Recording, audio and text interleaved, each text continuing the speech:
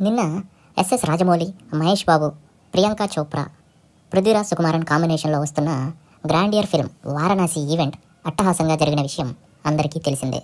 ముఖ్యంగా మహేష్ బాబు ఫ్యాన్స్కి పండగ వాతావరణం లాంటిది ఆ ఈవెంట్. అందులో వదిలిన glimpse to the world of Rudra మాత్రం ఒక రేంజ్లో ఉందనే చెప్పాలి. అయితే ఆ టీజర్లో అందరూ గమనించని ఒక ఇంట్రెస్టింగ్ విషయం ఉందండి. అదేంటంటే టీజర్ చాలా బాగున్నా అందులో మహేష్ బాబు మాత్రం లాస్ట్ దాకా కనిపించడు అని ఫ్యాన్స్ అందరూ అనుకుంటున్నారు. కానీ ఆ టీజర్లో మహేష్ బాబు ఆల్మోస్ట్ ప్రతి ఫ్రేమ్లోనూ ఉంటాడు. అది కనిపించాలి అంటే జూమ్ చేసుకుని చూస్తే తప్ప కనిపించదు. కావాలంటే ఒకసారి మళ్ళీ జూమ్ చేసుకుని చూడండి. ఆ విజువల్స్ మాత్రం నా భూతో నా భవిష్యత్ లాగా హాలీవుడ్ మన వైపు తల తిప్పి చూసే రీతిలో ఉన్నాయనే చెప్పాలి.